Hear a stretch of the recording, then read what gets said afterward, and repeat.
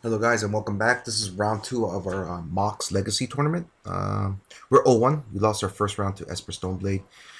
We are fortunate enough to win the die roll again, and I think we have a pretty good hand here. We have 2 Deathrite Shamans, which are all-stars.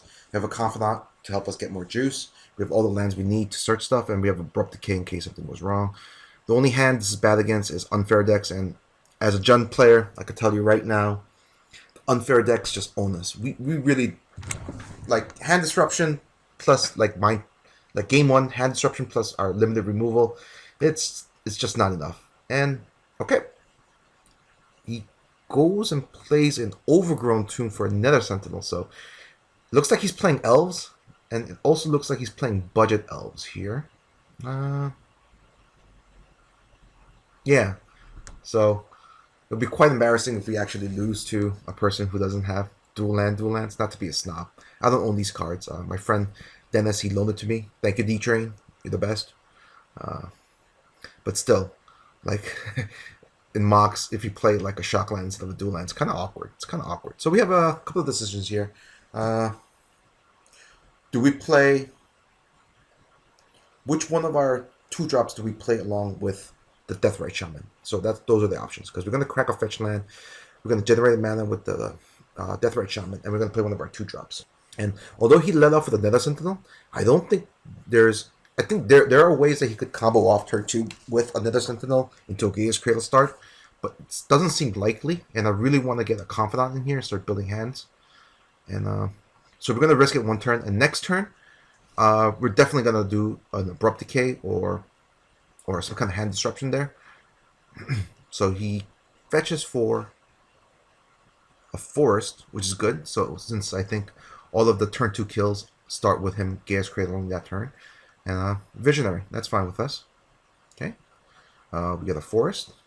And we got another Abrupt Decay there. So, yeah, I think now that the turn 2 play developed that way for him, I think we're going to just drop a land here. We're going to play Sylvan, and we're going to just kill the Nether Sentinel so he can't combo off against us turn 3. So he has a Misty Rainforest, so we don't have to crack our fetch land there. And we really need to get a red source with that fetch land. And again, I'm not too familiar with Legacy. I don't know if Elves List runs Wastelands. I don't think so. But it'll be really awkward for me to expose that. Yeah, we're just going to get rid of that stupid Nether Sentinel there. I should have done that main phase. During either my turn or during my upkeep. That was a mistake. Playing a Glimpse of Nature there. That clearly shows me that we're going to have to get rid of this stupid Abrupt Decay. Stupid Nether Sentinel, excuse me.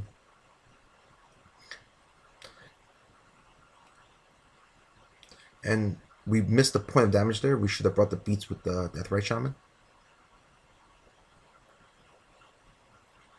Okay, so he has a Glimpse active. Let's see how much damage he could do in this turn. Creon Dryad. Okay, that's not that bad. Gaia's Cradle. Okay, that's pretty bad. And he gets another Elvish Visionary. Alright, okay. That could have been a lot worse. That could have been a lot worse. Okay, Maelstrom Pulse. Ah, beautiful.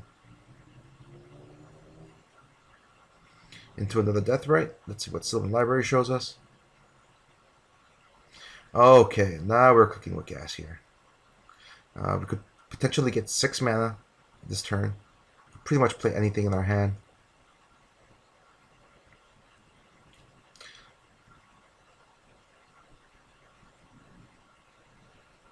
We're going to shuffle away the lands over there with our Woodland Cemetery. We're going to just Maelstrom Pulse away his Visionary there, because I don't want him having any Wirewood Symbiote bounce draw tricks over there. Plus it's a 2-for-1. Can't really say no to a 2-for-1 there. We're going to get in the beats with one of the Deathrite Shamans there. I don't want to risk an Abrupt Decay there. I'd rather Abrupt Decay more of an important combo piece, like a Heritage Druid or another Nether Sentinel or something like that. And if he doesn't play anything like that, we could just crack the fetch land, get a black source, and start doing 2 damage to him by getting rid of some of the spells in the yard. Sure, Deathrite Shaman.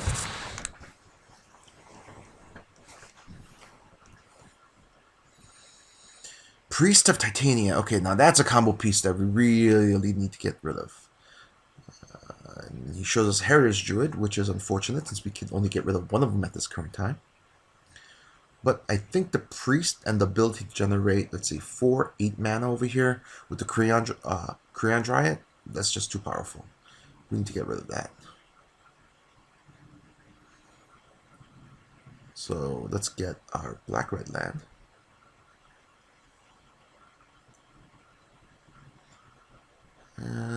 Get rid of the Wooded Foothills. Decay up that Priest.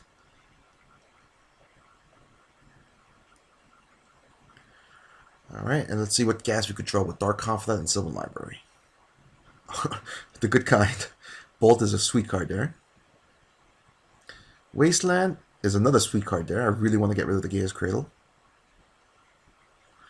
And wow, another Confidant and another Liliana. This is pretty. We got choices. We got good choices, but we got choices. We could Bolt Liliana, Bolt Wasteland, Bolt Confidant. I think what I want to do is Bolt Wasteland, and I want to get Liliana in my hand. Oh, okay, this is kind of awkward. I misclicked there. What I wanted to do was pay the 4 life to get Liliana into my hand, but I didn't do it. Again, Sylvan Library is very difficult to click and do what you want it to do. It's like it's so confusing, the wording on it and the steps you got to do. Basically, you draw your card for your draw phase. Then they ask you if you want to draw 2 additional cards. You click yes. Then they ask you to say if you're done. If you're done, you have to put 2 cards back. Then you have a choice between clicking those cards when you put those 2 cards back to pay the 4 life to get it back. And then you have to put it back on top of the library in any order. Those are a lot of steps. It's easy to get confused with it.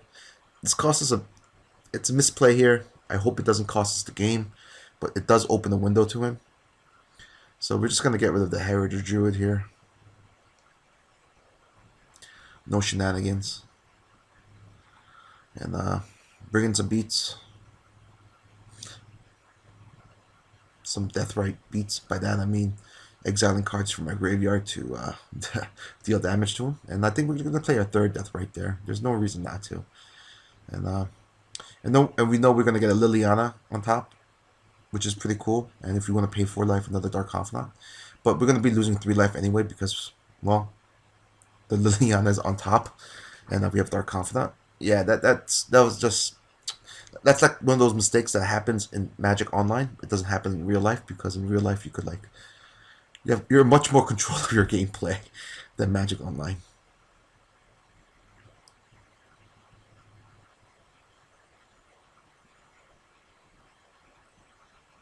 Okay, that's another mistake on my part there. I should have definitely cast a Deathrite Shaman there for the green mana, because I'd rather him lose life than gain life there. Okay, he has a backup yugioh, which is pretty bad since now you could do something big. But doesn't seem like he has anything there, so let's gain some life.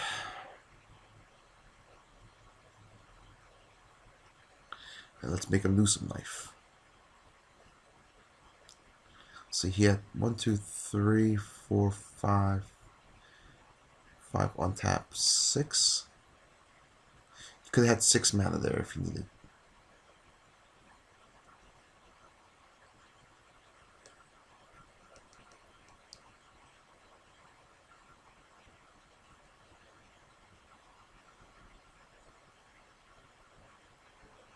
Okay, I decided just to gain the life here because of the fact that I'm going to be losing 3 life going down to 13 here. Or 11, depending on... Oh, no. I even ordered the stupid Sylvan Library wrong there. Okay, let's see if I do this right here. What I want to do is cascade into the Liliana. So let's put the 2 cards back. Not pay the 4 life here. And put it back. Okay, and we put the Bayou on top to cascade it away. Although, to be honest, we could have kept the Bayou, I guess, in our hand. With the 4 life, since we're getting so much life off of the Deathrite Shamans. The reason why I went for the life last turn is that I thought I was gonna be losing 3 life, so going down to 11, and I don't want to like lose to like some kind of Creator Hoof Behemoth out of nowhere or something like that. So, yeah.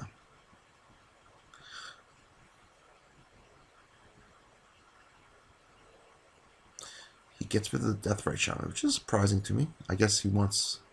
Yeah, I think he should have just kept the Deathrite Shaman there. We're going to get into beat since we can't activate all 3 Deathrite Shamans there for their -2 or +2 life effects. Playing a Temple Garden there. More awkwardness. And he's playing it on tap, which means something big's coming our way. So, how much mana can he generate? He has 4, 5, 6, 7. On tap with the Kree Android. He could play 8, so that means we are in Behemoth territory.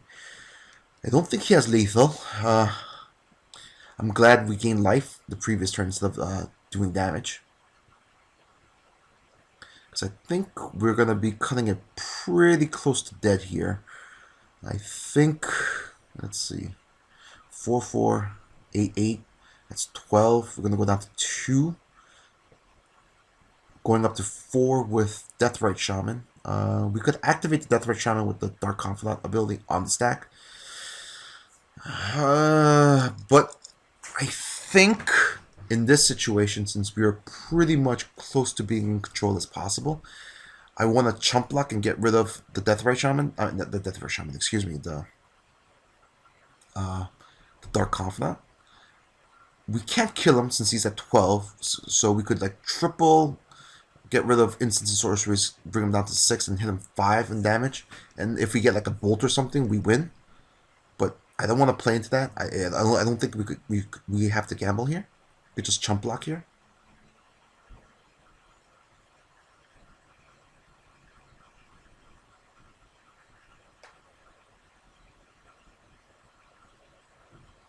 Actually, can we do that?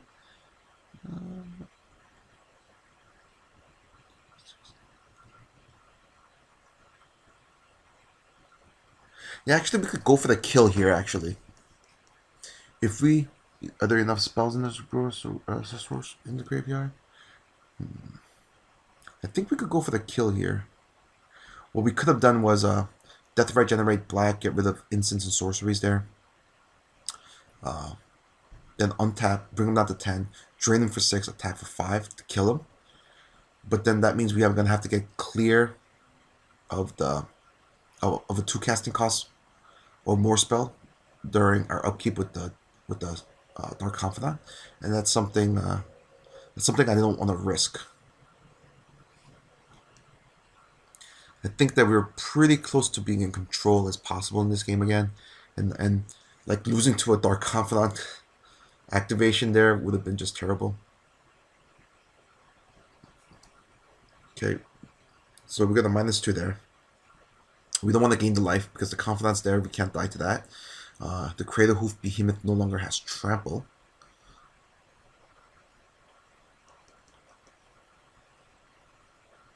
And we get an Abrupt Decay here, which is pretty cool. We get rid of an elf. And I think if we get rid of an elf, I don't think he has enough pieces to combo kill us here. So, I think we're going to just put the fetch lands on top here. +1 Liliana, getting rid of the Dark Confidant. Getting the beats with the with the Bloodbraid Elf. And then he's going to have to kill us next turn, or we win.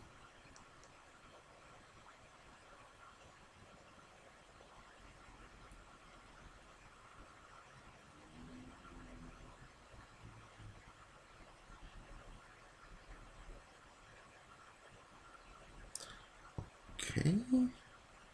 We're going to get rid of the Creon Dryad because that's the one that could generate a mana and have like untapped tricks. And okay, that's a break for us because our opponent didn't choose to untap his Behemoth to stop us from attacking into it.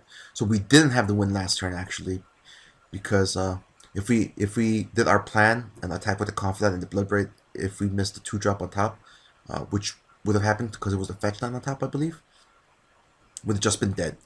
Because he would have untapped the Creator Hoof Behemoth, eaten our Bloodbraid Elf, and yeah, well, not dead, but we would have been in pretty bad shape here. We're just playing Dark Confidant here as a chump blocker. Again, we could minus kill him here.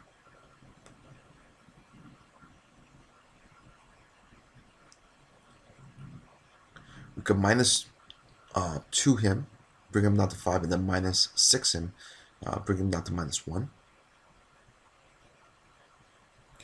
Okay, here's a symbiote. Does he crash in? He doesn't. Okay, I think that's just a white flag of surrender here.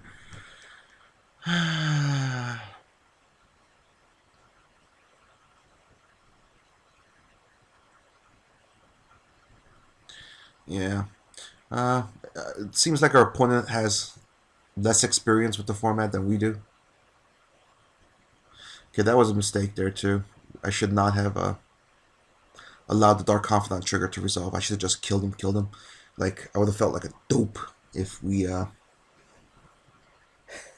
this is amateur hour. I would have felt like a dope if we had shown Liliana and or Bloodbraid Elf or something like that. But we didn't. Okay, so we're going to bring in our anti-elves technology here, which involves Engineered Plague. And pretty much that's it. Like, what else do you want to bring in against this deck? And everything else in the main deck seems pretty good. I guess we could, like, take out some of our larger drops here. Like, Liliana might be a little bit too slow here.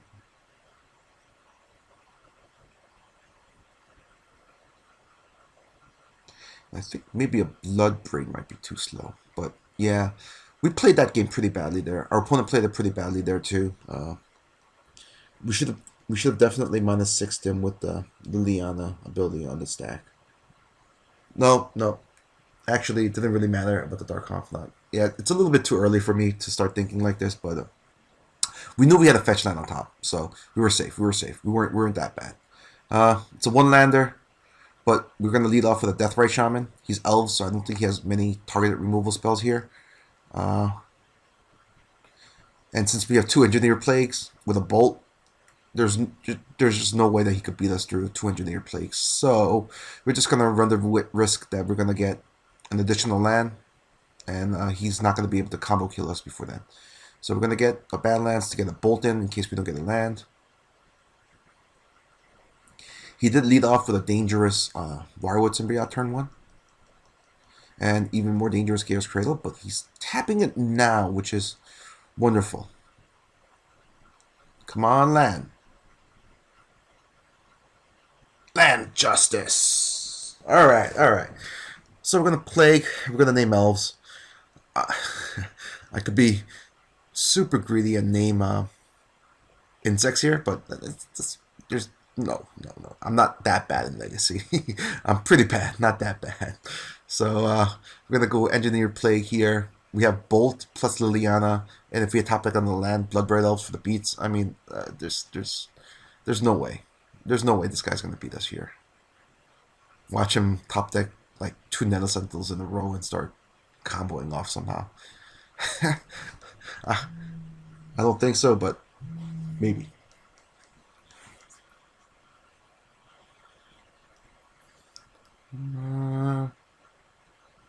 Sure. Okay, he's saving his Elvish Visionary there. I guess he wants to replay and get a card draw in. Yeah, that's fair. It's not like it's going to be doing anything. And I don't think he could combo kill us with an Engineered Plague naming elves. And we could get the second Engineered Plague in there naming elves too, but I want him to like commit like Nether Sentinels in his hand and stuff like that before we do that. Okay, Dryad Arbor, draw a card off his Visionary. He's getting the beats in. Alright. Okay, so if I do Liliana -2, he could kill it with an Arbor attack or a Wirewood Symbiote attack. So instead of that, what I want to do is start bolting and abrupt decaying his dudes. So we're going to get rid of the Wirewood Symbiote. I think that's the most dangerous one out there. And if he gets a little bit dangerous with his Dryad Arbor, we're going to just abrupt decay it away. Probably just going to abrupt decay it away anyway. But I want him to show me any kind of tricks that he has around Engineering Plague. I think we're in a pretty dominant situation here. Even my noobness and legacy is not going to cost me the game here. At least I hope not. Opponent's really going to attack. I think he's pretty close to giving up here.